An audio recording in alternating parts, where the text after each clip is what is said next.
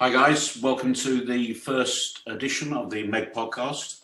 I'm going to be joined by regulars Nick Goutrogger and Richard Jeffrey Cook, and we're going to tonight take a deep dive into the Macedonian Successors. Over the coming months, what we intend to do is look at different armies and, following a very similar format, dive into those armies to see how the armies can be built, how they can be used, how they have been used in competitions, to give you an idea of the thought processes that go into those armies. Tonight, in this episode, we're going to be joined by Sid Lawrence Donoghue, who is an absolute expert in the Asiatic Successor army and has used it with great success in both open and themed tournaments. So we're lucky to have a real expert. Also, I must pay tribute to the expertise of Richard and Nick on the history side. You'll be glad to hear that it's not me who will be guiding you through that. Before we move on, I will like to give you a bit of information that Tim Porter has been absolutely fantastic in guiding me on how these podcasts are put together, both by inspiring me with his own fantastic podcasts and then actually being at the end of a direct message to actually help me through the technical journey that I had to go on. Before we start, I know a lot of you out there are getting frustrated because there's not a lot of face-to-face play. That's going to change soon. And obviously, we've had to pause all the tournament scene. That is going to be rebooting with some very exciting tournaments coming up, starting certainly no later than July. And I think we have big tournaments planned for July, August, September, October, and November. So really back with a bang. And then finally, I know there's a level of frustration that the 2021 updates have not been released. And just to put everything square on that, the author, Simon Hall, our leader, he has been very ill and he has not been able to complete that. But the prognosis for his full recovery by April is excellent, and we will see all those changes confirmed in April. So, without further ado, let's crack on and start our first edition of the podcast about the Macedonian Successors. Evening, chaps. Evening. Evening. So, we're going to talk about successor history. And kind of, I know a bit about Alexander, and he died in 323 BC. People argue about what killed him, what he died of, but what I really don't know much about is next. He had a pretty decent army, and people must have been very eager to get the service of those troops. So over to you, chaps. Yeah, so Alexander dies in June 323 in Babylon. So I'm now worried about that. Oops. Yes, it was Babylon, Richard. Was it? Okay, good. And almost immediately the army starts to fight amongst itself because the cavalry wanted to immediately appoint Philip as successor to Alexander, Philip Aridaeus, but the foot weren't keen on this, and as a result, the generals cobbled together a solution that involved waiting to see whether Alexander's unborn child would be a male by Roxanne, his Persian, and that's what essentially happened. So the empire was nominally split between the two successors, Alexander and Philip. The problem was that Philip was unsuitable as he was sort of mentally deficient, and Alexander was essentially a newborn babe. So the power actually lay with the generals, and the situation was that Perdiccas and Craterus, who were the two senior generals, were appointed as regents in Asia, and Antipater was the viceroy in Macedon.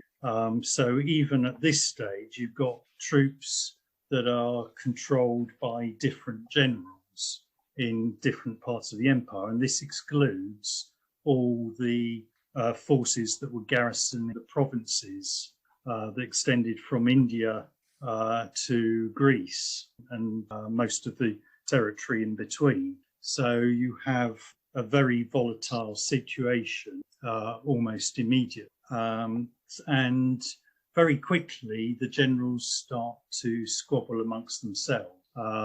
Craterus and Perdiccas fall out, and in fact, Craterus is killed by one of the main successor generals in this early period, Eumenes, who was actually appointed by Perdiccas. But Perdiccas doesn't survive long himself. He starts marching with the army to take back Egypt, which Ptolemy had grabbed after Alexander's death. And he actually fails to take Egypt and makes such a botch of it that he is actually assassinated by several of the generals, including Seleucus, who will appear later on in the history and establishes the Seleucid Empire.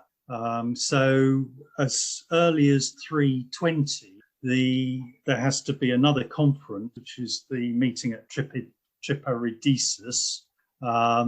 And at that meeting, Antipater is actually appointed as the overall regent. But even during these discussions, there's still disputes. And in fact, Eumenes doesn't accept the resolution, and Antipater appoints Antigonus, who again becomes one of the major generals, to fight against Eumenes. So can I ask a quick question? So to give you a bit of a break. So Ptolemy's down there, he's taken, obviously the dynasty survived some time. And what troops did he have available to himself to defeat one of the... Well, he largely defeats Perdiccas by holding the River Nile and making it difficult for Perdiccas to cross the Nile. His own troops must have been whatever was garrisoning Egypt at the time. It was probably not a particularly large force, no.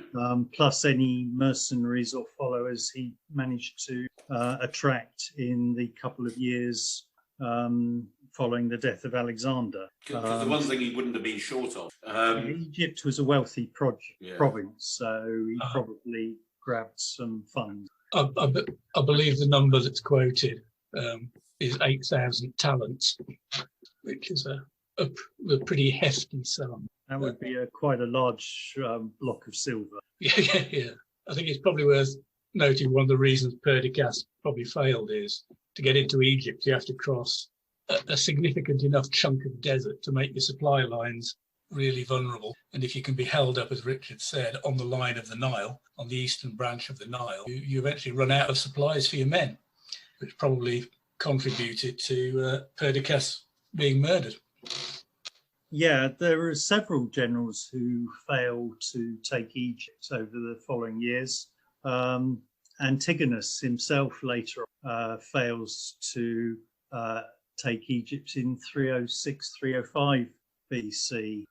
So Ptolemy was quite a sharp cookie in choosing Egypt for his and deciding that was going to be his base of operation. Very sure. So we got in the narrative, we got to the point where a regent had been appointed. His name I've already forgotten. So that was Antipater, who he had been the viceroy in Macedon. He, however, dies very soon afterwards in 319 BC. That was due to old age. He's quite a rarity. Not many of the successors to Alexander die of old age. Very easy. And he is succeeded by Polyperchon. And Polyperchon appoints Eumenes to basically fight against Antigonus. And in Asia, you get this big conflict between Eumenes and Antigonus that culminates in the Battle of Paritacone in 317 BC and Gabiene in 316 BC.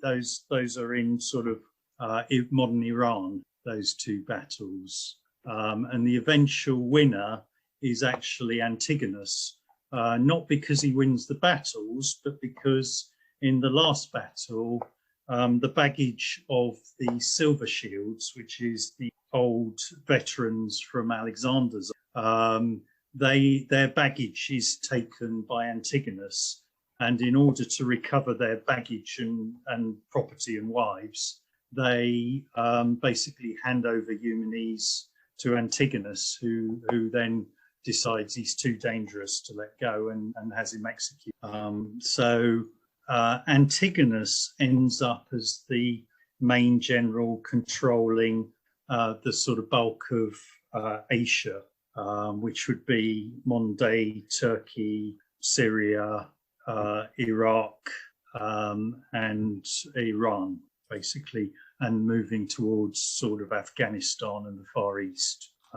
So that was the sort of big battle between sort of 319 and 316 BC that takes place, and is probably, those two battles are probably our best source for the armies of the sort of Asiatic successor period. And that ties, just to give you a break, that ties into the Asiatic successor list within the PDF, which we'll be talking about more. Yes, the Asiatic successor list actually carries on and covers also the Ptolemaic armies and indeed the very early armies of Seleucus, as well. So it actually covers more than just the armies of Eumenes and Antigonus. The characteristics of all those armies were the shortage of Macedonian Phalangites, who were rated to be the best troops.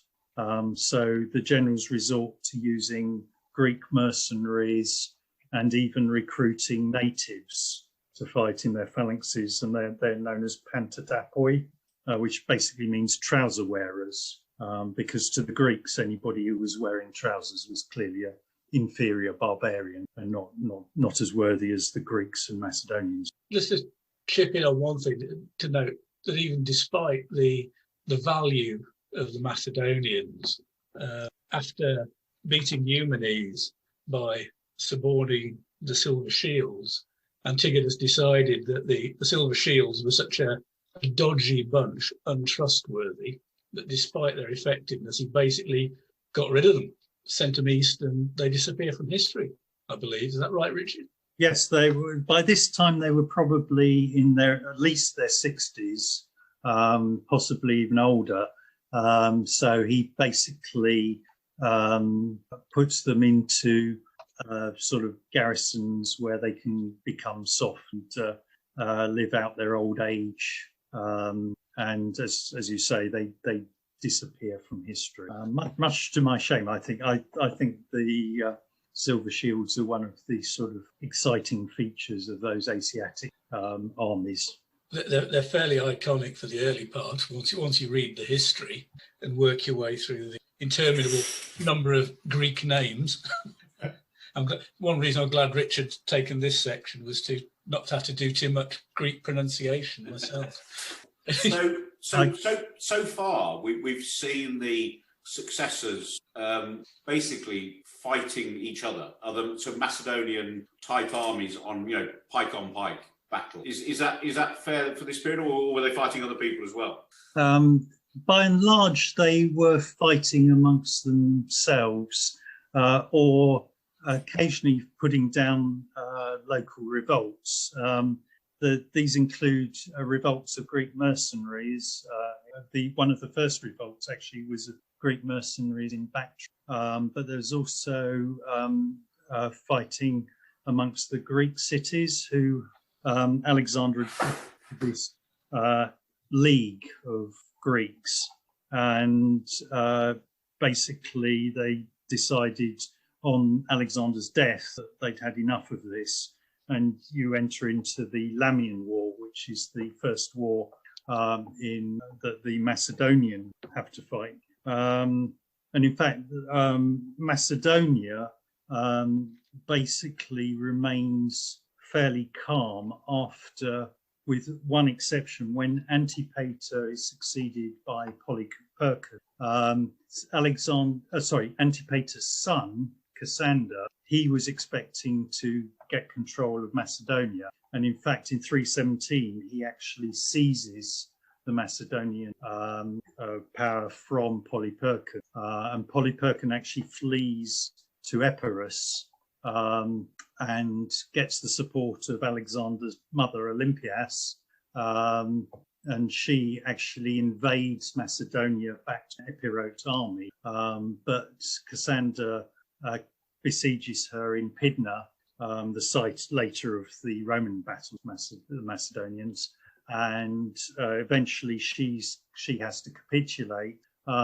Cassandra promises not to have her killed, but then basically goes back on his promise and arranges for relatives of the victims of Olympias to take her, and I think they stone her to death. And thus she dies, and actually Alexander's children have fallen into the hands of Cassandra by this time. And although they survive for another few years, he eventually kills them. And so the actual successors to the Great die, and that ruling dynasty, the Argead dynasty, dies out with them. So Cassandra then takes control of Macedonia through his victories against Eumenes. We've got Antigonus has taken control of Asia, and we've got Ptolemy in Egypt.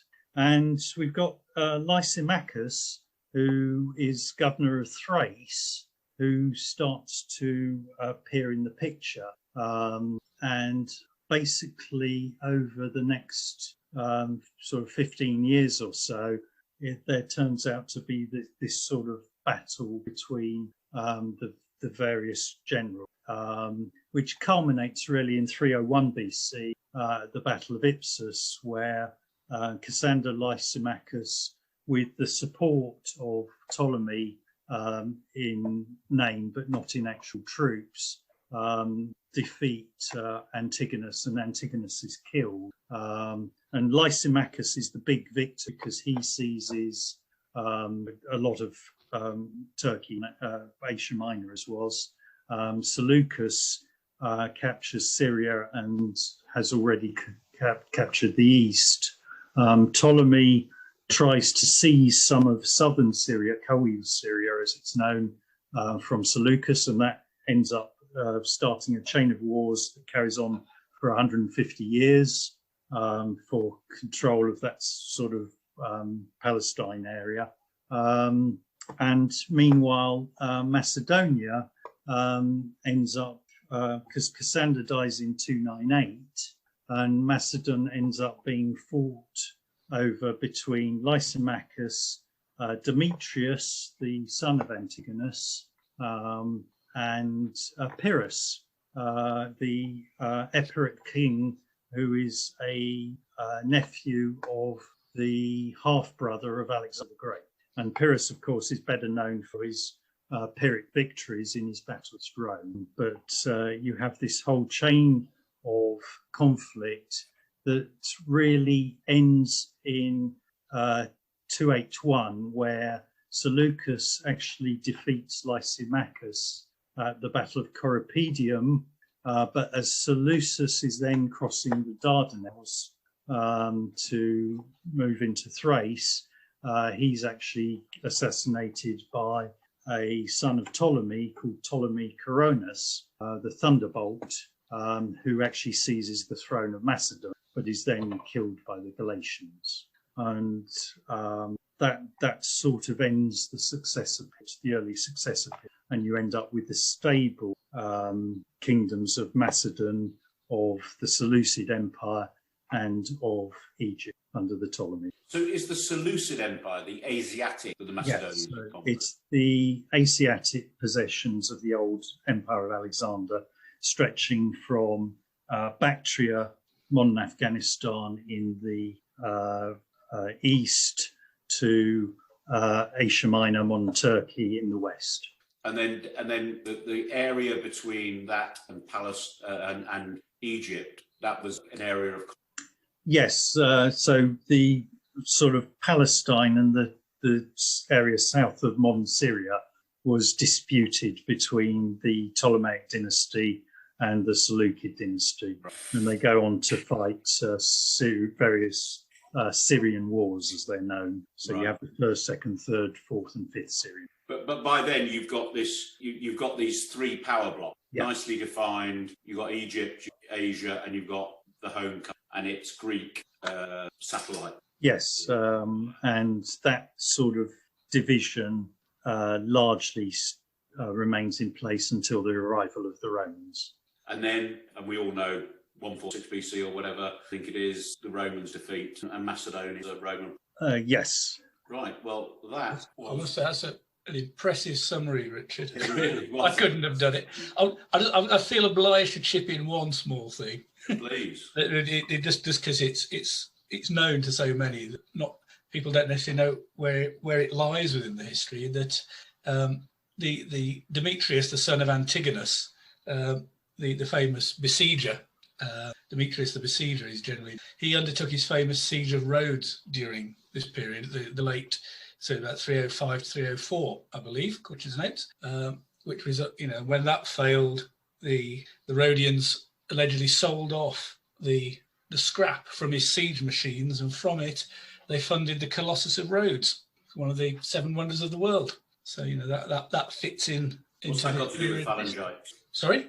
What's that got to do with Phalangites? Nothing. I just think it's a really interesting bit that fits into everybody's heard of the Colossus of Rhodes, but it fits into this period of history and actually comes out of a failed siege. I shouldn't be for... Right, well, that kind of ends that section. So we'll move on. Okay, so what we want to do now is look to lists and treat it within MEG, the option available. What we're going to do is Nick is going to talk about the Asiatic list, and then Richard is going to talk, and we can also point out that there are two other lists which would form part of that you might want to look at, which we're not going to tonight. That's the Thraco-Macedonian. So Nick, to you, Asiatic. Where's it found?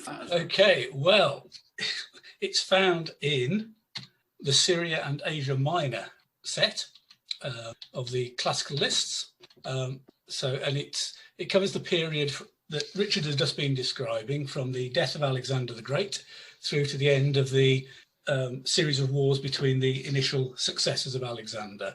So it covers those armies that were based in Asia, hence its name. So we're looking at the armies of Antigonus and Demetrius, Ptolemy, Seleucus when he gets his satrapy, some of the minor people, and obviously Perdiccas immediately after the death of Alexander. So these are really the troops that were left by Alexander in Asia.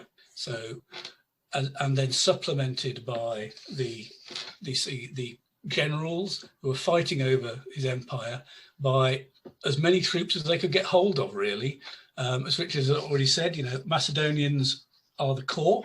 They're seen as the really important troops. They're the ones that will give you victory, but then they're in short supply. So they were supplemented by Greek mercenaries who were retrained as pikemen, and the Pantadapoi, that's my pronunciation anyway, the local levies also trained as pikemen, but definitely not seen as good as either Greeks, and especially not as good as Macedonia.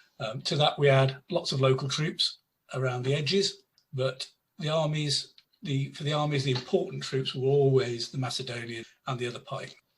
So the list itself, therefore, as you won't be surprised to hear, it has a good core of companions and Xistophoroi, the troops that are basically modelled on the companion cavalry. So it's the armoured cavalry with the long spear charging in the manner of Alexander's companion. They're supplemented by satrapal cavalry and satrapal horse archers. So think of these as Persians mainly, from the Persian Empire. The locals recruited in the style that they were fighting in before Alexander arrived, that formed part of the armies, the last armies of the Achaemenid king. The majority of those available are with short spear and unskilled javelin, with an optional shoot and charge. So they're not as good as the companions, who are still charging lancers with melee expert as optional and superior. But, you know, they're useful troops, they're good second line troops. And as we all know, by having unskilled javelin, they can evade and run away. So they've got a skirmish function. Almost inevitably, and iconically, I suppose, for many of these armies, you can also have some elephants, because obviously Alexander brought elephants back from India, where he campaigned. He was, like everybody is, much taken with them. He was impressed by their performance when he fought Porus, so he brought them back, and they almost became a compulsory part of armies if you were a king. So there are, you know, in list terms, there's 0 to 6 available, which is a pretty good number. So, you know, after those cavalry, we're down to the core of the infantry, the heavy infantry. Now, as we said, you know, the Macedonian Phalangites are seen as the really important bit, so they feature. But this might seem odd to some people. They're not compulsory, because as Richard mentioned, not everybody could get hold of them. You know, there's only a limited number of them, but you can have 0 to 24 in the list. The compulsory pikemen are actually Greek mercenaries, who are just average pikemen, and they're different from the Macedonians. They don't get shoved. And then you can have a good chunk of the pantadapoi as well, who are also pikemen like the mercenaries, but they're compulsory combat shy. They weren't seen as good, they didn't perform. So that's your core of the heavy infantry, to which you can add a few hoplites and then some loose order troops like Thracians and Asiatic. One really interesting part of this list is that the Macedonian Phalangites, the 0 to 24 you can be upgraded to superior, but there's a limitation on how many you can upgrade, and it depends whose army you've got, to reflect who has got access to them. Now, the minor players of the period can't get any. People who've got some and got hold of some of the veterans, like Antigonus, Demetrius, Seleucus and Ptolemy, are allowed to upgrade 1 tug to elite. So, you know, although they made a lot of effort getting them, they've only got a limited number. To elite? Sorry? They can upgrade them to elite? So they upgrade them to superior. Sorry, elite, I'm using the word elite in the general term of the better than average. they're not exceptional in Meg terms. Eumenes, however, because he had the silver shields, you know what Richard was saying about them, and the silver shields basically carried all before them, he can upgrade all 24. He can have 3 tugs of them. But there is a kicker. Like Napoleon's old guard. Yeah, you know, they're great. They'll defeat anything in front of them. But as I said, there's a kicker in this. Eumenes wasn't a Macedonian. He was from Caria. And because of that, I think he was seen as a bit of an upstart. Would that be right, Richard? Yeah. I think he'd been Alexander's secretary, hadn't he? He had indeed, yes. Ooh, I remember some of my history. Whilst Eumenes can have these 3 units of superior phalangites, he's not allowed any sub-generals. He can only have allied generals, which can therefore rather screw up the army in terms of command and control. But I think if you get it right and put those 3 units into something, especially in period against other successor armies, they can do exactly what happened and knock a big hole in the enemy. So anyway, after the pikemen and the cavalry, you can have hordes and hordes and hordes of archers and slingers, all skirmishers. You can have 80 or 90 bases of these guys to represent the hordes of local troops that were sometimes recruited into these armies. You know, even I believe Antigonus and Eumenes, although they had access to quite a lot of proper troops, if you like, also had large amounts of these skirmishers bulking out their armies. So there you are. It's basically a development on from the Alexandrian Macedonian, but with some twists in that you have to play around with the good troops to get what you want. There's plenty of options in the army. Some people can have allies. You can have classical Greek allies. You can have hoplite allies. There's a Cappadocian ally allowed, and Ptolemy can have Cypriot allies, which is another Greek ally. So And you can always have internal allies in the army as well. So plenty to play around with, plenty of options, plenty of ways to build this army. You can have lots and lots of Phalangites, or you could have a fewer but very tough number of Phalangites. Okay, I'll leave that there. And the command and control, all professional. Yeah. Oh, sorry. Yes, sorry. Thank you, Ray, for pulling me up on that, because I just blithely assumed that everybody would know that. Yeah, all the generals are professional, whether they're allied or not, other than external allies.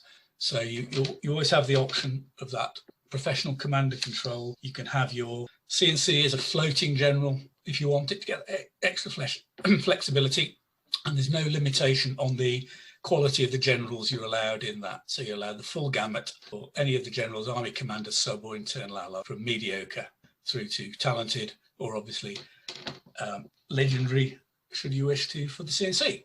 Excellent. Okay, so we're going to move on to Richard, we're going to move on to Macedonian. And where might we find this? Thank you, Ray. So the Macedonian Successor list is in the Greek and Macedon list set in the classical period. So where you would expect it, I hope. The Macedonian Successor list is in some ways quite similar to the Asiatic Successor, but in other ways a bit different. So first off, you don't get as many elephants as you would with the Asiatic Successor. Most of the elephants actually originated with generals in the east, where they acquired them, either the ones that Alexander had brought back from his campaigns, or Seleucus actually makes an arrangement, Mauryan Emperor Chandragupta, and brings back 500 supposed elephants, some of which end up in first the army of Lysimachus, and end up eventually in the hands of Pyrrhus, takes them across to Italy. So those are the elephants that appear in the Macedonian Successor list. The cavalry is pretty similar. You've got the Zistophori, as they are referred to in the sources, the lance arm cavalry that fought in the Macedonian style, using the ziston is the lance that they used. But you can also have Greek cavalry, who provide more of the skirmish on the strike, the Zistophori, and some forces as well. But the main components are the foot, similar in that you can have one tug of the veteran or elite Phalangites, who are the superior protected pike with shove. The core of the army are the Macedonian Phalangites. That's probably a broad term that would have covered some Greeks and others that have been trained to fight as Phalangites as well. But they're categorized, we categorize them just as Macedonian Phalangites. And they can be supported by Greek mercenaries who are classified as hoplites for this army. Along with that, you can have some of the barbarians from the northern Macedonian borders, Thracians or Illyrians, and along with skirmishers, that provides the bulk of the army. An interesting option, if you're brave, is to re-equip your Phalangites as Euxenoi. Euxenoi was the Greek term for lightly equipped, and they can skirmish, and they're short spear and melee to be, and they're great for going up steep hills, beating anything else that's to fight the terrain, but perhaps not a typical choice for your average tournament army. With the Macedonian Successor, you get a range of different ally choices, depending on which general you want to fight as, but you can get a sort of classical Greek, so these will be hoplite army. But if you're Cassandra, you can also, he allied with the King of Paeonia in 310, and so you have Paeonian ally if you want something a bit different. So command and control, you can have one internal ally if you want to, but typically you're just operating with an army commander and professional subjects. Thank you, that was succinct. Okay, so far what we've heard a bit of the history, and we've seen what's available to the two lists, the Macedonian Successor, Asiatics. And now what we're going to do is we're going to, the three of us are going to say how we would build a list. Nick is going to do Asiatic Successor. Richard and Ray are going to do Macedonians. And then we have an interview, a pre-recorded interview with Lawrence Donahue, better known as Sid, who uses Asiatic Successor in anger in big talk. And we're going to see how he puts together. And then we'll really, at the end, sum up. And before we move on to another section, talk about how this might do. So, Nick, without further ado, your stab at Asiatic Successor. Okay, thank you. I did feel that as Sid is the expert on this army, that having to do an army that wasn't his version was a bit of a short straw in this case, because I think my normal instinct would have been to say, I'll use Sid's version. However, you're getting your excuses in early. Absolutely. My other excuse is this is nothing like armies I normally use. You know, it's somewhat lacking horse archers for a start. Okay, anyway, on a more serious approach to it, I have gone for a different approach to Sid. Sid's army is very big, lots of pike, and has a sort of counter-punching approach, as I'm sure Sid will be explaining later. So I've sort of gone for a version I've decided is for Demetrius the Besieger, the son of Antigonus. And I've sort of set this up as a Demetrius tries to do Alexander. So it's designed to have a hard-hitting punch with the companions and some hard-hitting infantry as well, and then other troops that can hopefully hold off the enemy long enough that the victorious hard-hitting troops will be able to get the victory for you. It certainly involves some compromises. At least one of them can be corrected if you want to do that by a quick change. But anyway, for the people out there, what I've gone for is a legendary professional army commander as Demetrius. He's got two mediocre professional subgenerals, and I've gone for an Athenian ally for some hoplites led by a competent, instinctive ally general. So instantly there's a bit of a compromise. People almost always go for talented. I can almost hear Ray going, I wouldn't do that. Mate, the way my luck is, I wouldn't do that. Yeah. There you go. But equally, I know Richard. I know Richard does do it. Yeah, and he's far better at crunching the numbers than I am, so I feel in good company. Richard actually once tried to educate me that a competent, instinctive general was perfectly fine with it for an ally. I don't believe it. Yeah. It could be a bit of a risk in this because anyway, to just go down the army sort of top to bottom as is on the lists, which will be made available to people. So I've got 6 full fat companions. You know, they're drilled loose, superior protected, charging lance and melee expert. So the 6 of them, they are an almighty punch. And unsurprisingly, the plan would be for the legendary Demetrius to be leading those to knock a dirty great hole in the opponent's line. We've got 2 units of satrapal cavalry to support those in the mounted wing. Just 2 4s of average protected, formed loose cavalry with short spear and unskilled javelin. 2 units of 4s make a very useful tag team in my experience, being able to skirmish. If you need to hold up a wing, yeah, those 2 can do it quite well. I've done it quite successfully with Roman equivalents in my Imperial Roman army. And if you didn't need them both to do it, one can always act as a support somewhere. Also in the mounted department, I've gone for elephants. I only could squeeze 3 in. Unfortunately, I'd have liked 4, but points being what they are. So I've got 3 elephants with shove. I have to say it's a bit of I like using elephants. That's why they're there. Other people might want to choose something else. For the same points, you can pretty much get a unit of average pikemen. So, again, that's a choice. And on to the pikemen. I've taken the 1 unit of superior pike with shove that the list allows Demetrius, mentioned earlier. You're restricted on those. And then 2 units of Greek mercenary pikemen. They're the ones without shove. 1 is average and another is poor. So again, there's another compromise. That's very much points driven. You save a lot of points by going down to poor, but they're not going to stand up to a superior pike phalanx very long. So there's some risk there. But it got me sort of the army size I wanted, because I ended up with 9 tugs. You remember I mentioned an Athenian ally. He's only 2 units strong. They're both 8s. They're both hoplites, protected long spear, shove and shield cover. But one of them are elite hoplites, so they're superior. So again, this is building into the theory of this army is going to probably almost certainly on one flank or towards one flank, deliver as heavy a punch as it possibly can to try and break the opponent's army, because it's not going to win a battle of attrition. So, you know, in the punch side of it, I've got the companions led by Demetrius, elephants, if we're trying to punch through enemy cavalry. Alternatively, they could possibly be used to help hold up a flank in the manner of Seleucus's elephants at Ipsos, for those who want to read the history. Then you've got the elite Macedonian Phalangites, the superior Phalangites, and the superior hoplites to give some oomph.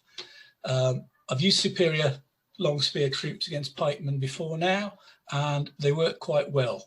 They don't go through them very quickly, but they can work on a battle of attrition, because as the bases go down, they lose factors slower than the pikemen. So after that, the Athenian hoplites and the Greek mercenaries and the satrapal cavalry's job is to hold off the enemy as long as possible while Demetrius and the shop troops are doing their work. Just to round out the army, I've got a couple of skirmisher units because I think it's useful, one of which are some absolutely dreadful javelin men. They're poor, unprotected, unskilled javelin combat shy. 6 of those comes in at a whopping 96 points, only 16 points a base. Their only role in this army, in my view, is to stand in front of the elephants if the elephants are likely to be shot at. Yeah. They're there to catch missiles. Elephants, only a tug of 3, really vulnerable to losing bases. You don't want them sniped away by enemy skirmishers or anything. So the javelin are there to cover them. Then I've also put in a unit of, albeit poor, Asiatic slingers, experienced sling combat shy. I just like the idea of having one unit for myself to be able to do a little bit of sniping, possibly in support of those heavy troops charging in, led by Demetrius. However, just back to the general, the ally general being competent and not talented, which is the more popular option. If you absolutely wanted a talented general to lead those 2 Athenian units, if you drop the Asiatic slingers, it gives you enough points with with 8 unused points in this army to upgrade that ally to talented. So if you really wanted, personally, I'd be tempted to take the risk and go that way. So that's the theory behind the army. It's got a poor unfortified camp. It comes out with a pre-battle scouting a PBS of 9 cards to give you a good chance of winning the card phase when you're playing within the map in the pre-battle stage, and scouting of 3. Now 3 is not vast, but it's probably not bad in period. I suspect a lot of armies in period scout at 2, so you might even have a scouting advantage. Just a last thought, this army, I've built it pretty much with the idea that it would be in a Hellenistic-y, classic-y theme. I'm not sure I'd want to use it outside of that. I think it's got vulnerabilities. So anyway, that's my army. That's my thinking about it. I pass it to the floor for comment, derision, and anything else, really. It's not that I don't like it. But you don't like it. when we go through my list, you'll see there are things I like about it, but I just feel, and it's the first time I've seen it, I haven't seen this until now, I think you made too many compromises and you might have ended up with a... I find it interesting because when we come on to looking at my army, it's actually interesting how in some ways I've gone for similar sort of choices. So I can see the thinking behind it. I have to say I agree with Nick. I'm not sure it's an army that I would take to an open petition, but it's one I might be quite happy to use a themed kind of period. Yeah, you see, I think in a themed competition, I don't think you've got enough to hold up, and neither have you got enough to go and attack. I think you've got plenty to attack with the companions, 2 superior infantry units, and elephants. Yeah, but others.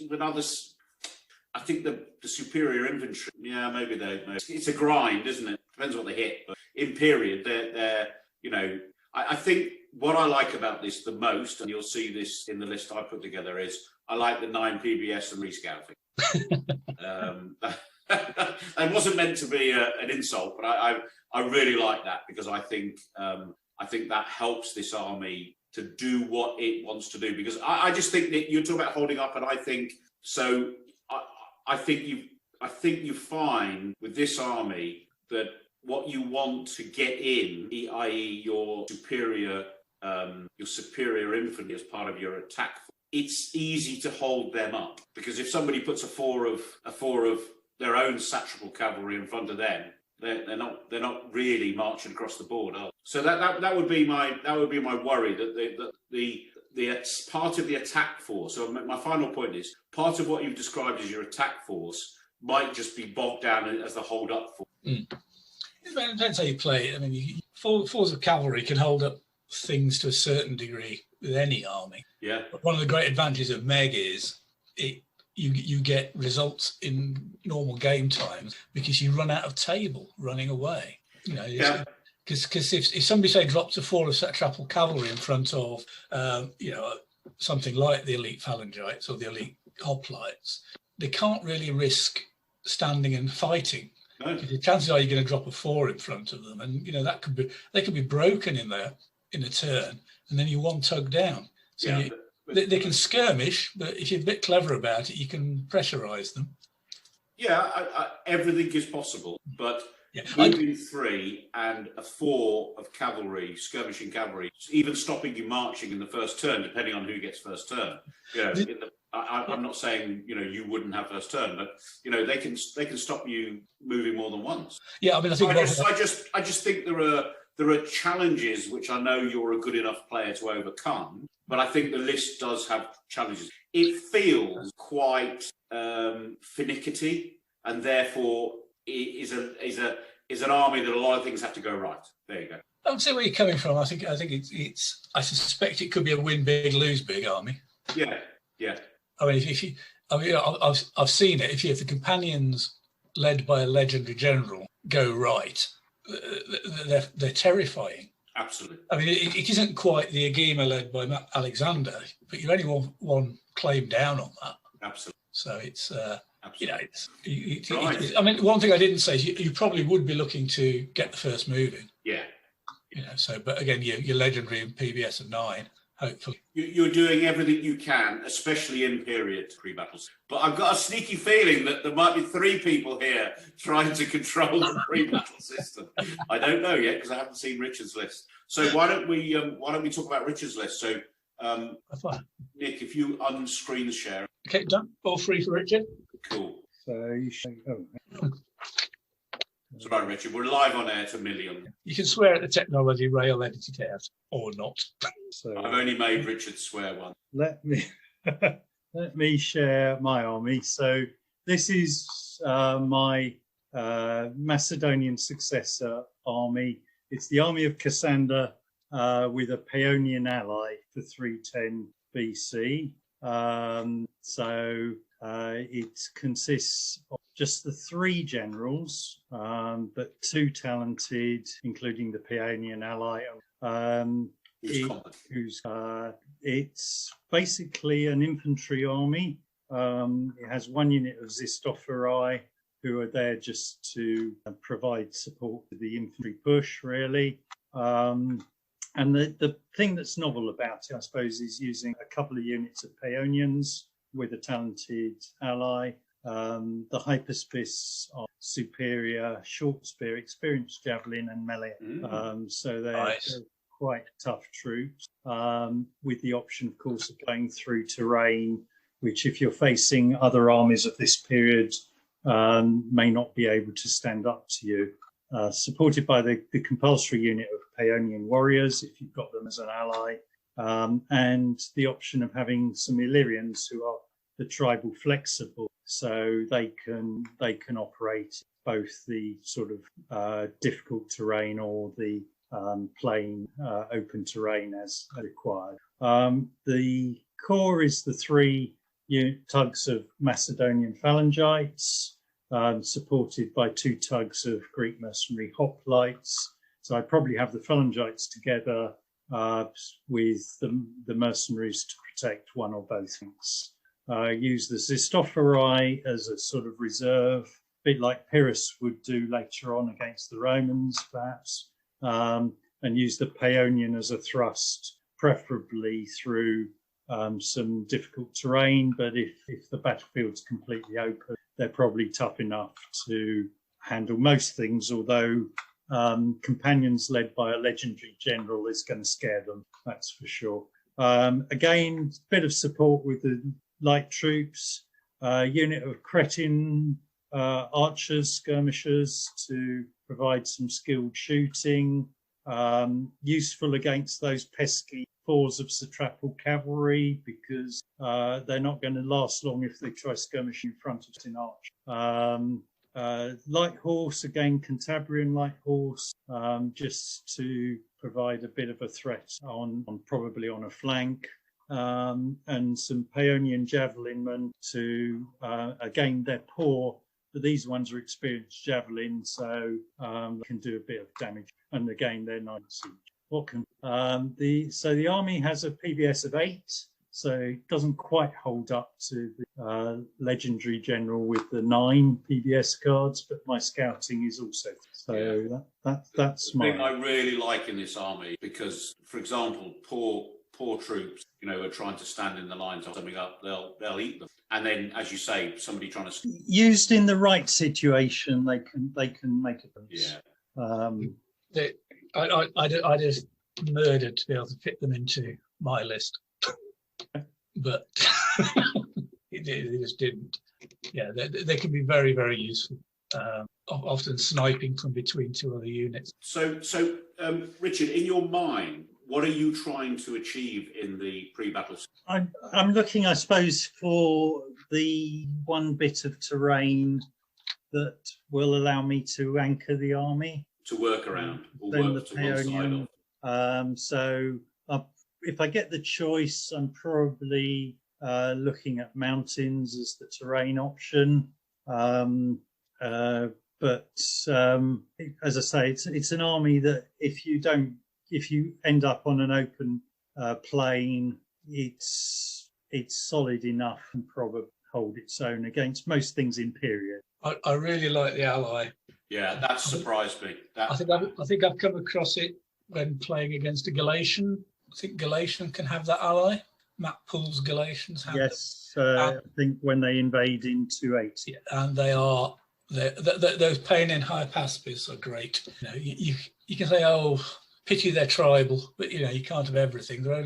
It's under 1,000 points for 8 superior short spear melee expert troops.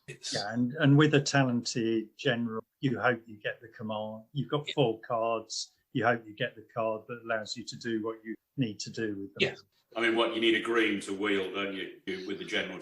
And to be honest, I suppose you need a yellow with a general to upgrade to double move. That's always the Yeah.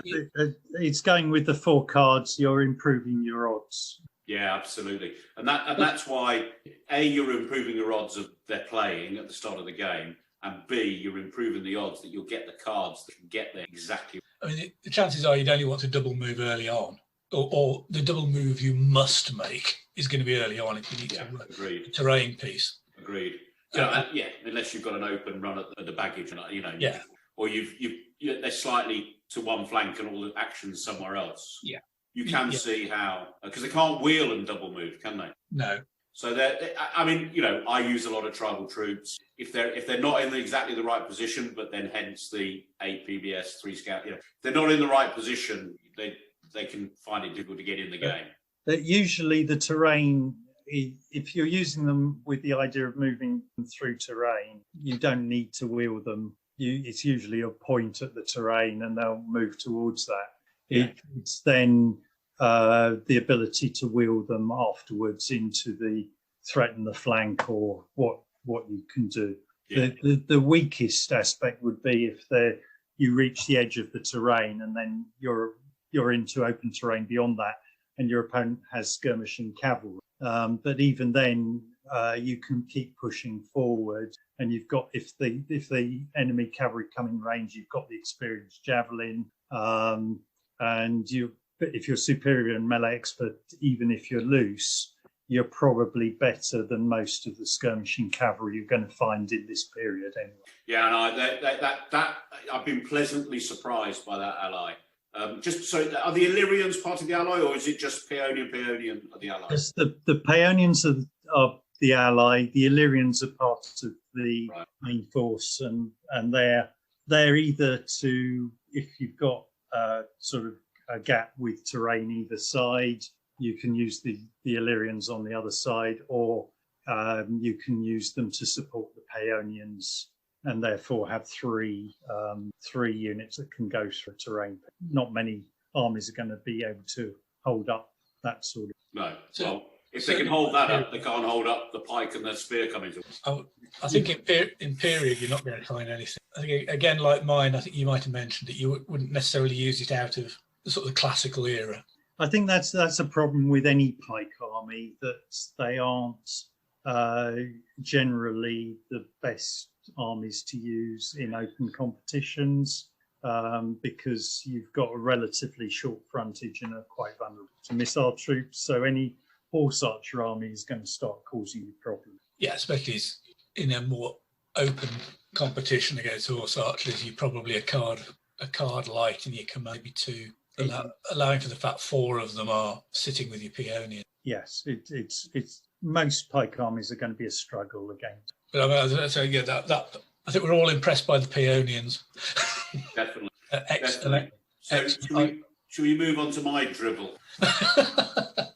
This is the guy who generally turns up with dribble and then beats you. Yeah, we don't believe that anymore. I don't know what you mean. Right, so there's a theme emerging, chaps. Yes, the theme is you've not shit. Oh, there it is. Well, so Macedonian Successor army. I've got 9 tugs and a sug, so it breaks on 5. My commander control a legendary professional leading the army. Don't ask me for which historical character it's chess. I'm playing the black chess piece. I'm only joking. That's a nod to an Alexandrian Macedonian player who we all know. And then 3 mediocre professional. I end up with a PBS of 9 and a scouting. And so much for my prediction that 2 would be normal. Yeah, well, yes, I know, but here's my foresight. The thing about the 9 is that I can make sure the 3 are really good. You're just reducing the chances of it being crap. So I want to think I've won the game before I put any troops down. That's my idea, because the idea about this army is I'm not going to fight your whole army. Yeah. And I know that's easy to say, but hey, we have to have a plan. I know as soon as we start, the plan goes to hell in the high water. But okay, so I've gone for. So I'll go through the list now. Sorry, being serious. So I've got 3 tugs of average pike. So they're infantry drilled, average protected pike shove, and I've got 3 tugs of those. I've then got a tug of Greek mercenary hoplites, again an 8, and they're drill close, average long spear. Do you want to tell him, Richard, or shall I? You go ahead. What have I done? The Greek mercenary hoplites would need to have shield cover and shove. Oh, well, I'll find some points somewhere. You know my first attempt to the list is going to be wrong. Should have sent it to you guys. Okay, fair enough. Do I have to have orb? Yes. Oh, right, okay. You don't. Orb is optional. Right, so knock off the orb, sorry, put orb. all the stuff in. Yeah, that'll save you about 20 points. Do some jiggery pokery, and I'm there. I've then got 2 4s of these of Greek cavalry. So they're cavalry drilled loose, average protected, short spear, unskilled javelin. Got 2 4s of them, and going to be using them in a way that we've already spoken about. And then I've gone for 2 tugs of the Xystophorai. So these are cavalry drilled loose, superior protected, charging lancers, melee X. So, and there's 2 tugs of 6 of those. And then I have also gone Thracian mercenaries, who, after seeing what Richard's got to offer in that department, they're just going to be dog meat if I played Richard. So they're infantry, formed loose, average protected, and then one light horse sug. And really, I'm playing the game that my 3 units of Phalangites and my Greek mercenary hoplites, who will be suitably equipped, can hold you, because I am going to because I'm going to outscout you, and I'm going to have a good idea of what the terrain is. I'm going to hit you somewhere that causes you a lot of pain. Legendary general leading the Zeistopharai. Maybe using, if it's a tactical game, using the Greek cavalry to evade, draw you into a trap, hit you. It's quite flexible from that point of view. But really what I'm doing is I'm using 4 tugs to hold you. And then I've got to hit, because of that, I've got to work really, really fast. And that's what I was talking about. My strike force is quick. That's it, guys. That's Ray's rubbish idea. Yeah, that's almost a classic tactics of Alexander, using the pike as the pin, the anvil really, and the Zeistopharai as the hammer to burst through and break the opponent line. So it looks pretty solid to me. And personally, I mean, Nick, that's in a way, that's why I wasn't trying to be critical. And I'm not saying I'm right. I'm saying if you're going to try and do that, I think you've got to do it big. You've got to go big or go home. So that's why I've got the 2 unit. Yeah, as I said, I had the Nellies as the other option on mine, I suppose. Yeah. I hate elephants, glass cannon and all that. Yeah, I've gotten to like them. Blame my Sassanid. This is got a good chunk of manoeuvrable stuff in. I don't see the use of the Thracians other than they're making you 9 units. I'd almost wonder if you can find a really cheap filler unit to replace them. Whether, oddly, this is an army that could benefit from a fortified camp that really free up your cavalry to go wherever you want them. That's not a bad shout, and I have to admit, especially after we hear the interview from Sid, I did this list before I heard his interview, and when you hear what he says about, mind you, he hasn't been introduced to Paeonians. He's very scathing about an odd unit of Thracians that just don't do anything, and I feel that they would be the unit that don't do it. Would I need to put them in a piece of terrain to anchor the flank of the phalanx? That's what you would probably use them for. They are formed, they're not tribal. But Richard, for example, would just point and shoot, and that's it, they're gone. Well, I think I would replace them possibly by having 2 tugs of 6 mercenary hoplites rather than the 8 and the 8 of Thracians. Yeah, and because they're drilled, I think those Greek mercenaries, the idea of them being, I was actually thinking that they would always be, the formation they would start in definitely would be 4 rows of 2 columns, like a phalanx. The fact that apart from the Thracians, your army's drilled is really useful. Yeah, makes the most of you've got 11 command cards. But I've used 11 with a basically drilled army. My Romans, it's fine. Once you got your head round it and can throw in the odd tactical pass along the way, 11's fine when you got drilled. But you have to be fairly in control of yourself, fairly disciplined. Oh dear. but equally, my heavy foot, my close foot, it's not running across. I was saying, in some ways, your cavalry run free, don't they? Yeah, it's there. It's all so situational. But in that game you play in your mind, it really is there to hold up. Even staggered, sacrifice a unit, hold up, throw some of those Greek cavalry in while hopefully something else happens. But so in that sense, it is a bit of a kind of or bust. Yeah. And I'm no Alexander. I can't help feeling because of the hold up. You could almost do with a competent general to be able to drop 3 of them back as a block. I have to say I'm sceptical about having 3 mediocre professionals, just because you've got 3 tugs of Phalangites and 2 supporting infantry, whether they're Thracians or whatever, and is 5 tugs, and you're going to need all 3 generals to command those. That means who's commanding the Greek cavalry, which means if they're under the command of the legendary with the Zistophori, and you're going to throw Alexander or Antipater or whoever it is leading this army into the fray, you could suddenly find that you're struggling to command the army a bit. Yeah, I submit the army I've used with that sort of number of cards hasn't had a legend. It's only ever had a competency in C. You tie up a lot in the legendary, and they're expensive. Yeah, I mean, it's always the way. You can use the legendary to achieve the breakthrough, and if it works, it can be very effective. But if he gets bogged down for any reason, then all of a sudden you've got that problem of anything else that he tries to command is out of command, and you're running out of cards very quick. So it's a bit of a gamble, that one. Yeah, I agree. And that's the kind of thing that me personally, I know there are guys out there who are listening, or our listener might be able to play these battles in their head. I have to get tested. I'm the same. That army I came up with, the only way I'd really know about it is to plonk it on the table and see how it moved. I can't do the thought experiment properly. Okay, so the 3 of us have waffled on about our.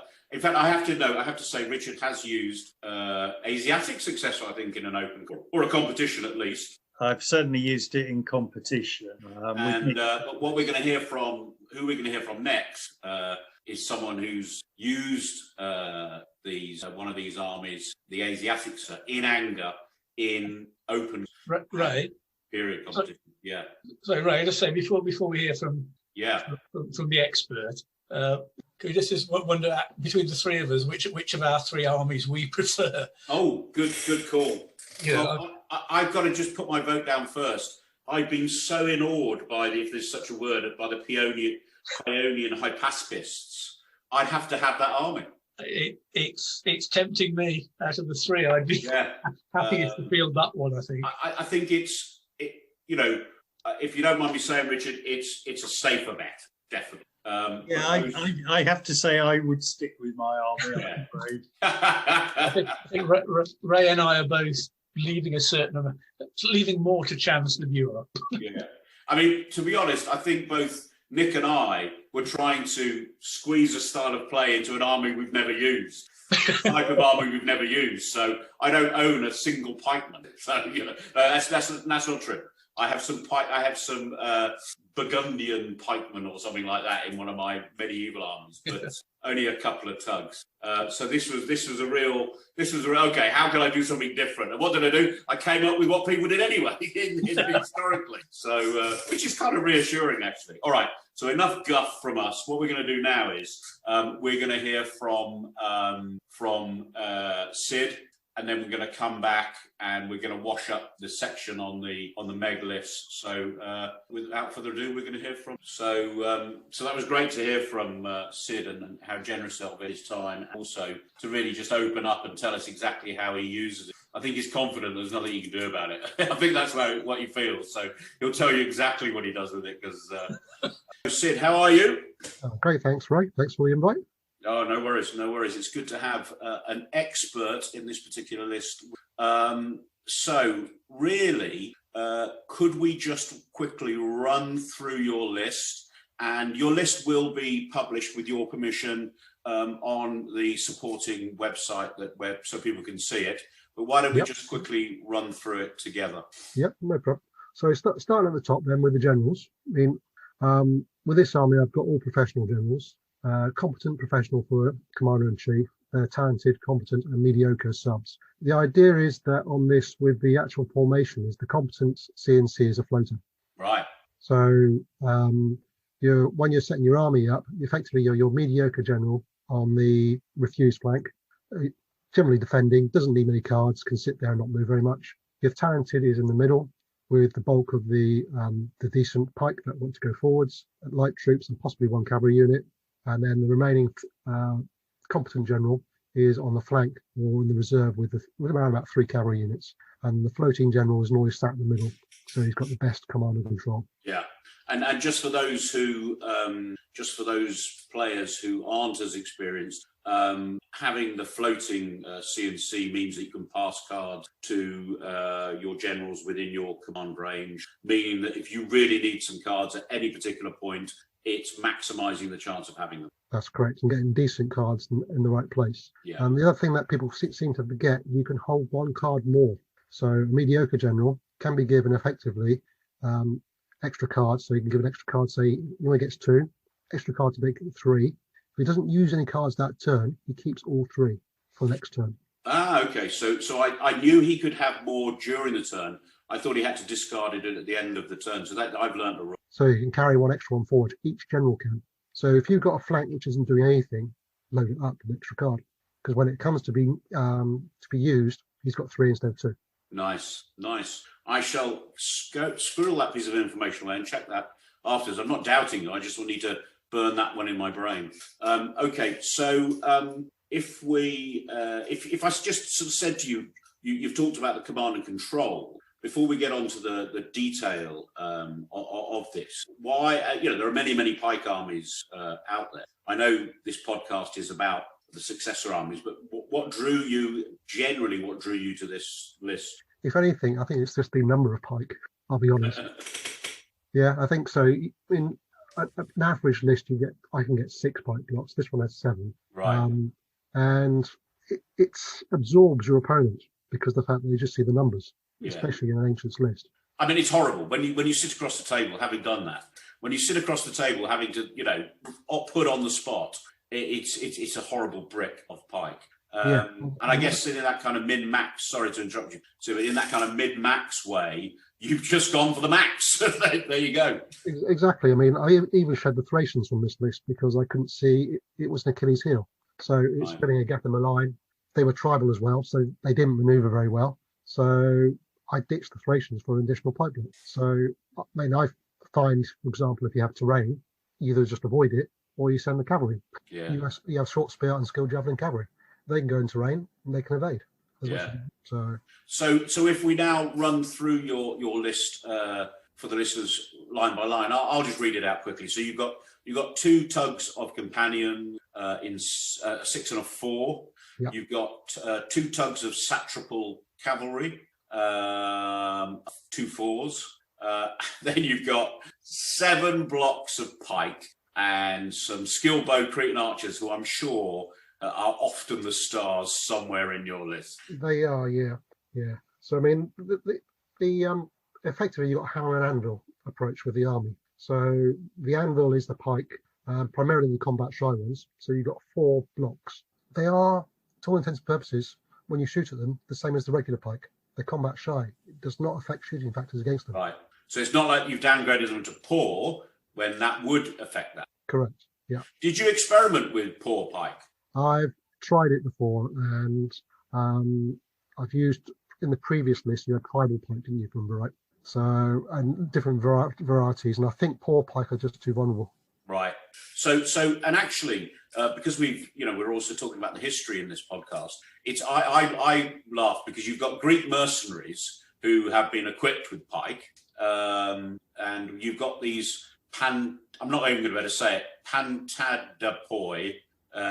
Which sounds Greek. Now, who were those geezers? I think these were almost like the local pike, weren't they? Okay, so they were recruited and trained locally, and as you say, they're formed close, average protected pike, but they're combat shy. Yeah. But the key to that is that doesn't upgrade shooters. No. Good. No. And the only thing you've got to be wary of is decent foot combat troops. So with those guys. But again, it's numbers. So invariably, they're only 520 points per unit. So they are quite cheap for an 8 block pike. Absolutely.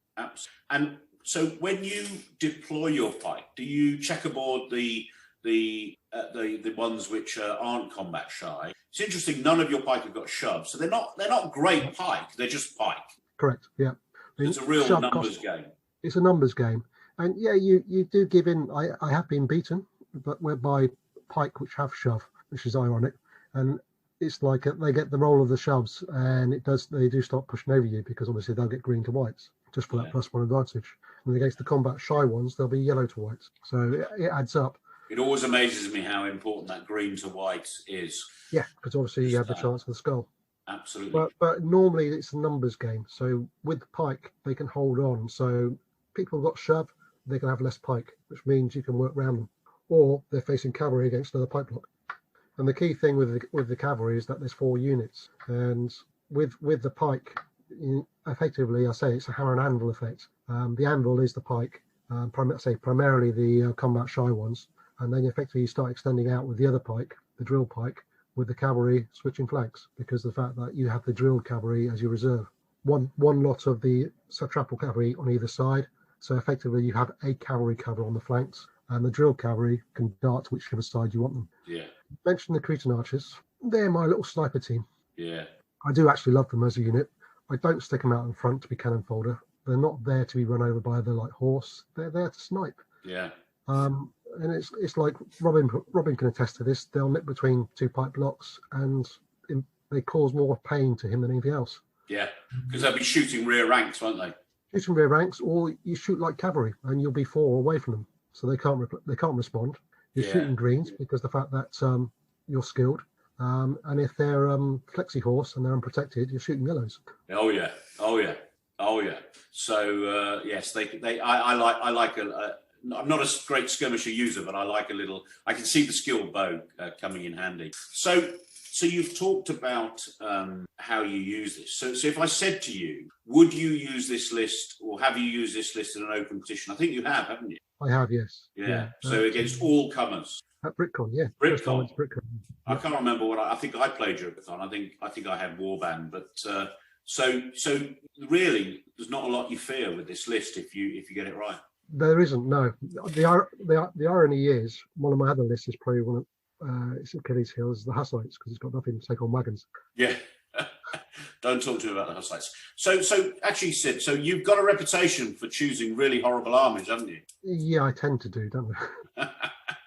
So Hussites and Asiatic Brick are your favourite armies. What are you working on at the moment? What's your next horrible army? Oh, the next one is nearly finished. That's the James IV Scots. Ah, so is that 4 pike? 10 pike block. 10 pike blocks. Right. So a theme is emerging here, Sid. So, yeah, but the thing is, though, as I say, that's a very late medieval one. At the moment, on the painting table is Nicophorians. Ah, yes. You should know about those. I know about those. Yeah. So, okay. So, trying to drag it back to the purpose of the podcast, which is to talk about these successor lists. So just to conclude, really draw together, you look through the lists and you chose this because you get the most pike. Yeah. See, when I look at it, I look at it and I think, yeah, there's all that pike, but the cavalry, you haven't got that much cavalry. But I guess the pike are so dangerous to anyone trying to attack your cavalry, swarm your cavalry, that I can see why it's a very difficult list to beat.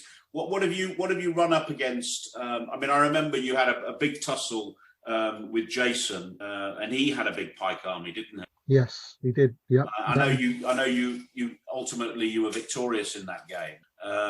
But what kind of list? So really good foot is what you don't like. Yeah, I mean, Nick had a Roman list, Imperial Roman list, and he covered his flanks nicely. One's 4-man tug, superior legionary unit covering on a hill, and that covered his flank from all my cavalry. And in a way, I had to have my pikes on hills to survive against his exceptional legionaries. Yes. Okay, and the rest was superior, so it was hard work to survive. I needed the cavalry to do work at the flank, and it just took too long. Nick did well on that one. Yeah. And again, the Thracians nearly failed going up a hill against 4 legionaries. Right. So eight Thracians going uphill against 4 legionaries, and the legionaries were flanked by 2 other cavalry units. It's like, but they just stood there and defended everything, bounced everything off. Wow. So what's when's the next time you think you might use this? What's coming up? If we get back to a normal tournament calendar, what do you think is coming up where you might use this? I'm saying anything that involves the classics, I'll probably use them, because right. I enjoy using them in the classical period. I think at the moment we've got plans so far. You've got the GT in September. That's an open comp. And we've got your event, haven't we? But that's later, so it's not. These are. Yeah, I purposely chose times for my event in each of the periods where you couldn't use this. Robin asked you to do that, didn't he? I think he did. Yeah, he said I've seen that army too many times. I've kicked him. So obviously for skull rollers, you'll take something a bit more challenging than this, a bit more challenging to you, not to your opponent. Yeah, the Scots. So are the Scots poor pike, just as an aside? No, it's 10 units of combat shy pike, but front rank is fully armoured. So, wow, okay. And counts shield cover. So it's shooting proof on the front. So, okay. So my English longbowmen won't have any fun there. No, but you just deploy in terrain. There's nothing in the army that can go terrain. Yeah, but then that could be a very boring game, couldn't it? Oh yeah, but why would you go on the flats against all that lot? Yeah, that's the one negative with the army. It's at least with this, you've got some decent cavalry. I mean, the companions, or especially the 6, is always very handy. It's your equivalent of the charging Norman knights. The fact that you can redirect because it's drilled is very nice. Yeah. And I like the fact that the satrable cavalry can evade because they're javelin armed. So very useful for many. All right, buddy. Well, listen, I know you're a very busy man. Thanks for talking to us about your list. And I really, my summary is, as many of us do, it's a kind of min-max kind of idea to get the most pike you possibly can. Working out that the combat shy really wasn't that bad for you, and having a solid plan for the games. Yeah, and the key thing, the other key thing on this list is that you've got decent cavalry, at least 2 units. Yeah. And actually 7 PBS cards, 2 scouting, you're always going to be there or thereabouts in period anyway. Yeah, and if you're defending, use the coast. Definitely, anchor on the... But I've always noticed how you may start in a very defensive position, but you're all over the board by the end of the game. Yeah, if I'm not near someone's camp, it's normally a waste of a game. Very good. Right, okay, I'm going to leave it there. So thank you very much once again, Sid, and I'll see you very soon. Yep. Cheers, mate. Right. So, I obviously the min-max thing really is 7 ton. Yeah, so he's gone for the cheaper versions of the pike, obviously deeming them to be more points effective. So you've got the 4 Pantadapoi combat shy pike and the 3 pike without shove. The thing is that they take a long time to break, so that gives him the time to use the cavalry to do you over. is the point, and it's a tough one because you don't know where to attack. If you attack the pike, you generally don't have enough to face off all 7, and if you're up against the cavalry, then he's got the numbers. So it's a very effective army. It really suits Sid's playing style as well. This is an army honed to the user. Yeah, he's not going to make the cavalry an easy target. No, as he said, he's an extremely efficient counterpuncher. By which I mean he will often set up in what appears to be a relatively defensive position, but he certainly doesn't stay there. No, it's that kind of starburst as well. But also very controlled.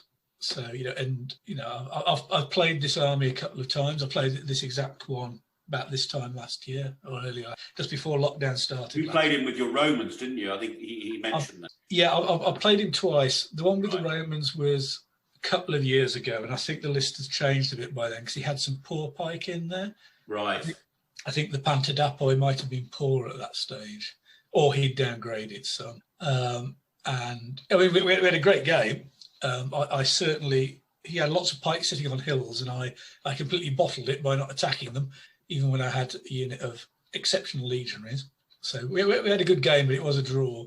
I played him with my Han Chinese, the all-mounted version, last year. Again, that was a classic. I was falling back as he came forwards. I tried to pick on points in his line with the shooting. Unfortunately, my shooting wasn't knocking holes in him until very late in the game. He reminded me after I had played him a couple of. I played him once with my Spartan list, my pure Spartan, and actually the really good foot can give him a headache. And I'd set him up where I brought something round on the flank, and not anticipating that he would break off equal speed foot and just take the captain.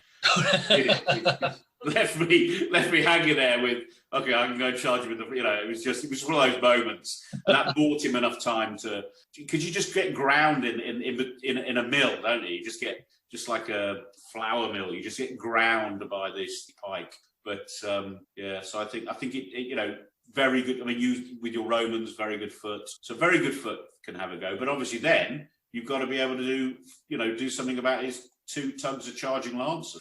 He's got a 6 and a 4, obviously not too shoddy. Yeah, he's as Richard said, he's 7 units of pikemen give him a good width of stodge to work around. So even if you've got a good chunk of decent infantry, unless you win very quickly, he will start manoeuvring those cavalry around. Companions definitely, but with a flank attack, even the satrapal stuff is, it's going to be short spear with a +4 for a flank attack. It's not, you're going to get damaged. Breaking off after, at the end of the turn. Yeah, and he's pretty skilled with the Cretans. Yeah. The difference is he's got 11 tugs where we only have 9 in our lists. Yes, and that 2 extra make. Well, it means he can outgrind anybody. Yeah, it's a good list. Yeah, if I was going to copy somebody's list for the Asiatic Successor, I'd probably start with this one. And interestingly, the fact that he dropped any loose order, just dropped it. Yeah, it was a distraction. It is honed through experience. This one, it's a good one. So it's that match of the player who's honed it to work the way he wants it to work in a style he's good at. If he doesn't come out to play, you're not going to beat it. No, but he does come out to play. No, I'm saying, I'm just thinking through the options you've got when he's sitting down in front of it. If he doesn't come out to play, you're not going to. So you've got to offer him something to come out and play. And I think it's a bit of a bluff there, because if he doesn't come out to play, he's not going to get the points either. I agree. Having the courage to not fall into his trap. So the risk, it's a very careful one you have to do with timing, because if you leave it too late, you're not going to score any points. But if you jump in too soon, you're actually falling into his trap, and you'll probably lose and fail to score the points anyway. So it's a real challenge in deciding how much you can engage, but without getting sucked into the battle. Yeah, agreed. And part of that is Sid's experience and skill. Against a less experienced and less skillful player, you can commit earlier because you'll be able to get out. Sid, on the other hand, will pounce on it if you make it. I find I'm a naturally aggressive player, so I find it particularly hard fighting Sid, because I want to go into that trap. I know I must. Well, I think also what's interesting about this army, out of all the 4 armies, our 3 in this one, I suspect this is the one best set up to fight out of period. I mean, and the fact that none of the pike is poor, so it's vulnerable to shooting, but it's not that vulnerable. Well, no, it's no more vulnerable than anything else in the army. Exactly, the combat shy doesn't take it. If you go out of period poor, they'll be gunned down by just experienced shooters. Yeah, he's got too many tugs there to make it particular. Yeah, no, I meant on a tug by tug basis. Not I'm going to break you through shooting. I mean, Nick, you'd probably need 6 hours. I said a year ago, you can always get lucky with shooting, but what he will say, you've got a horse archer army against it, and I've faced it, and I know he will have the Cretans at the point you really want to gang up. They might be sitting between a couple of pike phalanxes, but you're not going to be able to push them out the way, and they'll be sniping at you, quite possibly on green dice. Yeah. So he knows where to put them. Yeah. No, it's a good army. It's a good army led by a good player. Yeah, he's a very good and an absolute gent to play against. I think one of my favourite games of all time was playing him at Britcom, where we had 3 jugs of beer during the game. It was hilarious. Oh, he's one of those players it's a pleasure to be beaten by. Yeah, absolutely. Absolutely. And if you beat him, he takes it in perfect grace. I haven't done that. Oh, no, I have done that. Sorry, I haven't done that. I haven't done that. I have done. So moving on then. So we've heard about the history. We've looked at what's available to us, and we've looked at three. I mean, the thing about these lists is, there are differences in the list, but they're successor lists. There's going to be a common theme in them, and we brought out those themes. What Sid's managed to do is so moving on now. So really, figure manufacturers. I'm going to go first because I'm just going to say Zyston. There you go, because they're beautiful. Because everybody else was going to. Yeah, well, I got in there first. So Zyston are beautiful. They are 18mm, to be fair, but for the style of painting that you want to do they've got the deep cuts, so you flow paint in. They're just. You obviously have to drill and glue one hell of a lot of pikes if you're doing one of these armies with size, and they're not cheap, but they are beautiful. So who has the next put forward after I've mentioned Zyston? Well, my reaction is, why wouldn't you with the Zyston? All I'm going to do is cheat and say that I still have some 28mm Hinchcliffe Macedonian Phalangites, which were the first lead figures I ever bought, and I still use them to this day. So love it. That's 25 or 28mm? probably 25 in those days. Yeah, I think it was 25. I remember those. Yeah, that's probably where we all started. Yeah, back in that day. Yeah. Well, I'd like you to. I would say I personally wouldn't look any further than Zyston. But the point Ray made about drilling hands and the separate shields, some people really don't like that.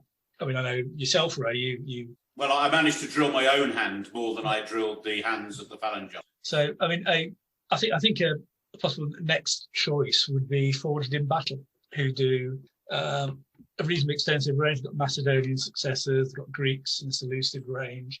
May have some Persians, I can't remember, but between those ranges, you should be able to get near enough all the figures you need for both of these lists we've been looked today. Again, they're good price. They paint up really nicely. Again, they've got good deep detail if that's something you need for your painting style. It's something I like. I'm very much a block colours, ink wash to hide the problems approach. The only thing I'm not keen on personally about some of the Forged in Battle are the pikemen have shields I think are a bit small. That's personal taste, personal thing. Okay, the Phalangites didn't have the whopping great aspis that the old hoplites did, but it wasn't a tiny shield, and I think the Forged in Battle one's a bit too small. But you get, they're good range, good price, good service from them. They do loads of stuff. They certainly be on there on my recommend list. Yeah, I can't fault them on all those things like service. I think their pikemen are still open-handed, but they are open-handed and you don't end up having to drill them. Right. I had a few a couple of years ago where I decided I didn't need them, sold them. I mean, I've got a lot of in battle stuff. I was just looking at those elephants. They've got a wide range of elements. Anyway, 3 or 4 different types of elephants in the Successor. Wonder what you. So they've got some in the later Seleucid elephant. I'm guessing they're going to be armoured, aren't they? Yeah. So everything. So I agree. There's nothing. I don't think in any of the permutation about that you can't. It's worth mentioning Essex because again, Essex is reasonably priced and you can get anything. You might have to make a few compromises and got to be able to paint like a grandma. But Matthew Hayward always says, "Oh yeah, I like Essex." Yeah, it's because you're a genius, Matthew. Us mere mortals. They're very reliable. They're very reliable figures. The clean casts. What about the Z? Have the Z range boys brought any? Are they coming out, or have they brought anything out yet? Oh, museum miniatures. Yeah, they've certainly got some pikemen and hoplites I know about. Yeah. Yeah, people seem very keen on them, and yeah, so they're cheaper than a lot of suppliers. Yeah, watch this space on when that range fills out, whether you can do any of these armies with those. Yeah, and as we know, they do an annual sale, usually Christmas, January, So some ridiculous amount, like 25% off or something. I think I was desperately trying to find something. I nearly bought the Indians at White Oil. Yeah, I mean, their sale prices are such you start looking for armies to do. 25% off in January. Yeah. And then, so I feel I haven't actually done any of these armies. So shield transfers, the usual suspects. I think, fortunately, Battle will have a shield transfer for any of the shields they do. I think supplied by Little Big Man Studios. I think they are, yes. Zeiswan definitely have Little Big Man transfers. And I'm sure there are, other. I'm not trying to be clever, but I know there are other shield transfer manufacturers. One always to remember is the Vini Vidi Vici water slide transfers, which are significantly cheaper than Little Big Man. And actually easier to use in some respects. They're very easy to use, and certainly for something like a Macedonian star, to a bronze shield, you don't need anything particularly fancy, and it looks really effective. Yeah, especially so take Sid's army for instance. You had those 7 blocks of pie. That's 14 bases wide. That will look really good. And they go on like the old Airfix models, don't they? Our old Airfix models where they're water slide transfers. Soak them in water. Lift them off with a soft brush, plonk them on, dab off the excess water. I have to admit, I think when I got my first Little Big Man Studio shield transfer, that's how I tried to apply them. I, of course, did not read the instructions. Why would you do that? And funnily enough, my Lithuanians had no shield transfer. There's an art with the Little Big Man. Yeah, there really is. And some people don't like them because they find them fiddly. Get a really good hobby knife. For the round ones like pikeman shields. The hole punch. Yeah. Get a. Do you have a hole punch that you hit with a hammer? Yeah. Yeah, nice. Yeah, Lots of different sizes. You can get them up to 10, 12 mil easily. Okay, so I guess for me, we're drawing to the end of what we've tried to achieve. I think it's worth, because the three of us are heavily involved in tournaments, i.e. we go to them. I was going to say we umpire them, but it certainly wouldn't be me. They are umpired by people like this, and I tend to be the cat herder who organises people, gets them to come to the tournaments. Along with Nick, and organise prizes and things like that. And we're in these dog days of COVID. We're all quite old. We'll all be getting our jabs soon. We're looking at the tournament scene, all being well, hopefully opening up again. And I think that we've got some smaller tournaments, kind of warm-up tournaments, which are more events really. The first big proper tournament where people are likely to get a ticket to right now, we will be. So what are we having in July, Nick? Do you remember? Hammy was thinking of running something in Daventry at Battlefield Hobbies, possibly for one day, just to make it more flexible. A one-day event in Daventry, so right in the, you can't get close to the centre of the country in Daventry, and I think we're hopefully going to have full fat Big Meg that we've been talking about tonight. And also Pacto, maybe some Pacto games going on. So that's July. In August, I think there's a Ribble Rumble planned.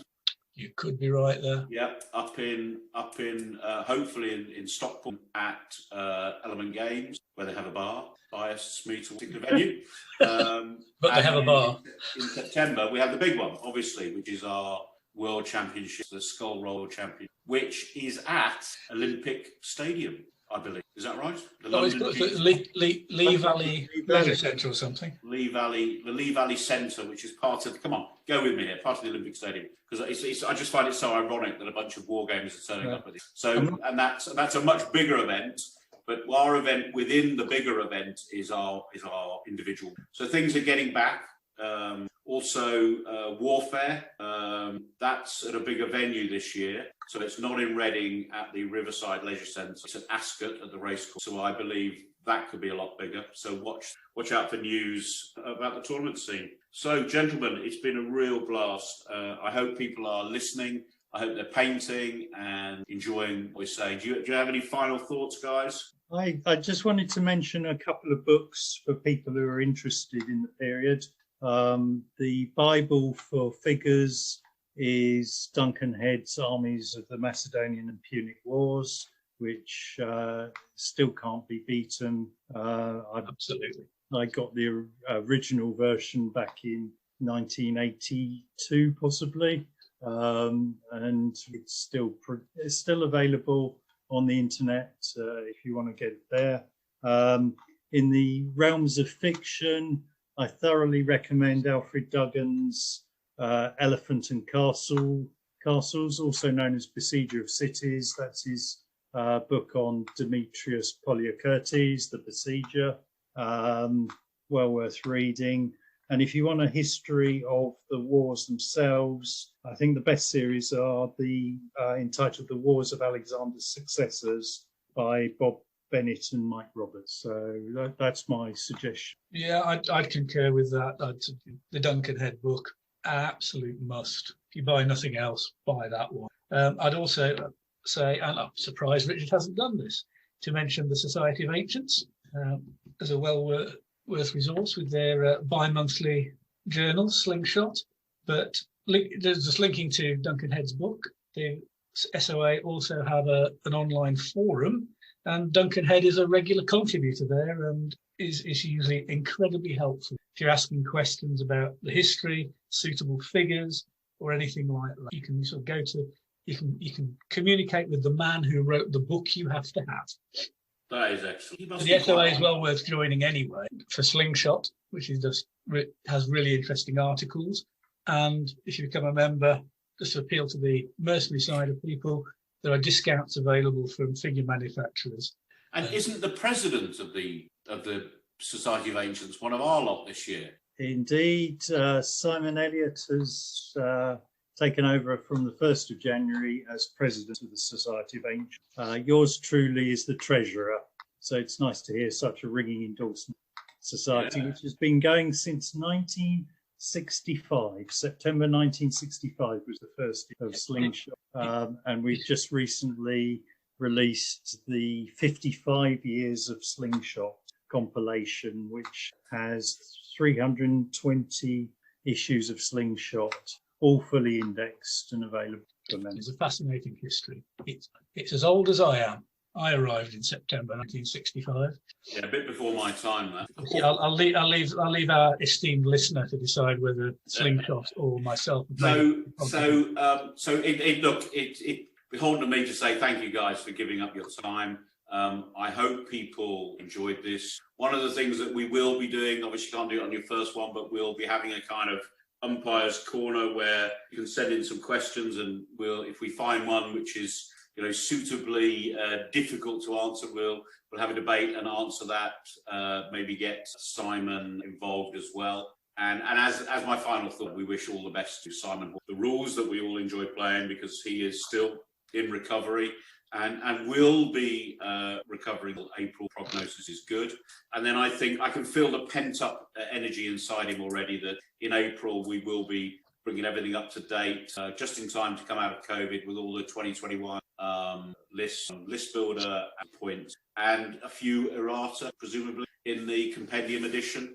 And if you're listening to this and you haven't got the compendium edition, I have to say, in terms of production values, quality, value for money, I honestly think are fantastic. I'm a little bit. So if you want to meet any of us, me, Sid, Richard or Nick, come to a tournament, we're always there. And thank you very much for listening. Thank you, guys. Thank you. Thank you.